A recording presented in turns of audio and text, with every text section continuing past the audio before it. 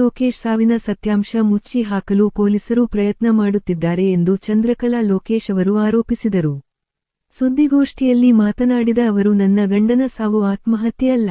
ಆದರೂ ಪೊಲೀಸರು ಆತ್ಮಹತ್ಯೆ ಮಾಡಿಕೊಂಡಿದ್ದಾರೆ ಎಂದು ಸುಳ್ಳು ಆಧಾರ ಸೃಷ್ಟಿಸಿ ಪ್ರಕರಣ ಮುಚ್ಚಿ ಹಾಕಲು ಮುಂದಾಗಿದ್ದಾರೆ ಎಂದು ಆರೋಪಿಸಿದರು. ನನ್ನ ಪತಿಯ ಅಕ್ಕನ ಮಗ ಮನು ಅವರನ್ನು ಪೊಲೀಸರು ವಶಕ್ಕೆ ಪಡೆದು ನಾನೇ ವಿಷ ತಂದು ಕೊಟ್ಟೆ ಎಂದು ಒಪ್ಪಿಕೊಳ್ಳುವಂತೆ ಟಾರ್ಚರ್ ಮಾಡಿದ್ದಾರೆ ಎಂದು ಆರೋಪಿಸಿದರು. ಈ ಬಗ್ಗೆ ಸೂಕ್ತ ತನಿಖೆ ನಡೆಸಿ ನನ್ನ ಗಂಡನ ಆತ್ಮಕ್ಕೆ ಶಾಂತಿ ಸಿಗುವಂತೆ ಆಗಬೇಕು ಎಂದು ಒತ್ತಾಯಿಸಿದರು.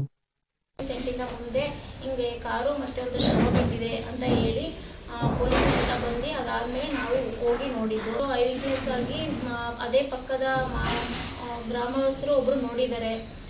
4 ಜನ ಕಾರಲ್ಲೇನೋ ಎತ್ತಾಕೊಂಡು ಹೋಗ್ತಿದ್ರು ಅಂತ ಮಾಹಿತಿ ನೀಡಿದ್ದಾರೆ. ಅದಕ್ಕೆ ಯಾವುದೇ ಮಾಹಿತಿ ಇಲ್ಲ ಸರಿಯಾಗಿ ಅಂತ ಪೊಲೀಸ್ನವ್ರು ಸರ್ ಹೇಳ್ತಿದ್ದಾರೆ. ಅದಕ್ಕೆಲ್ಲ ನಮಗೆ ಮಾಹಿತಿ ಬೇಕು. ಅಂದರೆ ನನ್ನ ಗಂಡನ ಆತ್ಮಕ್ಕೆ ಶಾಂತಿ ಸಿಗಬೇಕು, ನಮಗೆ ನ್ಯಾಯ ಒದಗಿಸ್ಕೊಡ್ಬೇಕು. ಅದನ್ನು ಕೂಡ ರಿಪೋರ್ಟ್ ಬಂದಿಲ್ಲ ಹಾಗೆ ಹೀಗೆ ಅಂತ ಇನ್ಫಾರ್ಮ್ ಮಾಡ್ತಾ ಇದ್ದಾರೆ. ಈ ಮುಖಾಂತರ ಈ ಕೇಳ್ಕೊಳ್ತಿರೋದಿಷ್ಟೇ, ನನ್ನ ಗಂಡನ ಆತ್ಮಕ್ಕೆ ಶಾಂತಿ ಸಿಗಬೇಕು. ಅದು ಯಾರೇ ಆಗಿರಲಿ ಏನೇ ಆಗಲಿ ನಮಗೆ ಸಾಕ್ಷಿ ಸಮೇತ ಬೇಕು ಅಂತ ಕೇಳ್ಕೊತಾ ಇದ್ದೀನಿ. ಏನು ಸರಿಯಾಗಿ ನಮಗೆ ತಿಳಿಸ್ತಾ ಇಲ್ಲ. ಈಗ ಅವರೇ ವಿಷ ಕುಡಿದಿರ್ಬೋದು, ವಿಷ ಡಬ್ಬಿ ಇದೆ. ವಿಷ ಕುಡಿದ್ರೆ ಬಾಡಿ ಆದರೂ ಹಳ್ಳಾಡುತ್ತೆ, ಏನಾದರೂ ಶೇಕ್ ಆಗಿರುತ್ತೆ, ಎಲ್ಲ ಹಾಳಾಗುತ್ತೆ. ವಾಮಿಟ್ ಆಗಿಲ್ಲ, ಏನೂ ಇಲ್ಲ. ವಿಷದ ಡಬ್ಬಿ ಪಕ್ಕದಲ್ಲಿದೆ, ಅವರು ಮಲ್ಕೊಂಡಿದ್ದಾರೆ. ಮತ್ತು ಸ್ಲಿಪ್ಪರು ಕೂಡ ಒಂದಿಲ್ಲ ಒಂದಿದೆ. ನಮಗೆ ಅನುಮಾನದಿಂದ ಮರ್ಡ್ರೆ ಆಗಿದೆ ಅಂತ ನಮ್ಮ ಅನುಮಾನ ಇದೆ. ಆದಮೇಲೆ ಅಂದರೆ ಈಗ ನಮ್ಮ ಮಾಕ್ಲಿ ಗ್ರಾಮದಲ್ಲಿ ಒಂದು ಮೆಡಿಕಲ್ ಶಾಪ್ ಇದೆ. ಆ ಮೆಡಿಕಲ್ ಶಾಪಲ್ಲಿ ಔಷಧಿ ತರಿಸಿದ್ದಾರೆ ಅಂತ ಅವ್ರು ಎನ್ಕ್ವೈರಿ ಮಾಡಿಸಿದ್ದಾರೆ. ಮತ್ತು ನನ್ನ ತಮ್ಮ ಅಂದರೆ ನನ್ನ ಗಂಡನ ಬಾಮೈದ ಅವರು ಔಷಧಿ ತೊಗೊಂಡೋಗಿದ್ದಾರೆ ಅಂತ ಅವ್ರಿಗೂ ಕೇಳಿದ್ದಾರೆ. ಸ್ಟೇಷನ್ ತರಿಸಿ ಆ ಥರ ಅವ್ರನ್ನೂ ಕೂಡ ಕೇಳಿದ್ದಾರೆ. ನನ್ನ ತಮ್ಮ ಔಷಧಿ ಕೂಡ ತಂದಿಲ್ಲ. ಹಾಗಾಗಿ ನಮಗಿದೆಲ್ಲ ಅನುಮಾನ ಇದೆ. ಬೇರೆ ಯಾರ್ದೋ ಕೈವಾಡ ಇದೆ, ಇದಕ್ಕೆ ಸಾಕ್ಷಿ ನಾಶ ಆಗಬೇಕು ಅಂತ ಕೈವಾಡ ಇದೆ ಅಂತ ನಮ್ಗೆ ಅನಿಸ್ತಿದೆ.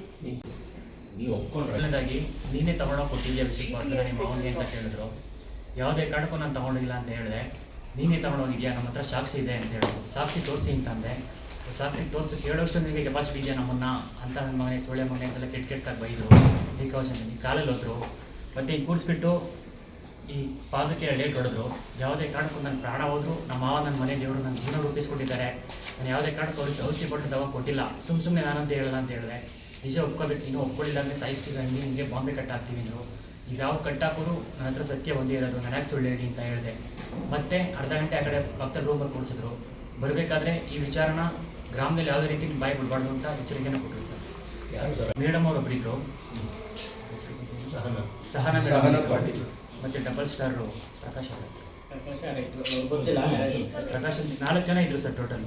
ಹೇಳಿದ್ರು ಈ ತನಿಖೆಗೆ ಈಗ ಸಾವಿಗೆ ಅಡ್ಡದಾರಿನ ತರ್ತಾ ಇದ್ದಾರೆ.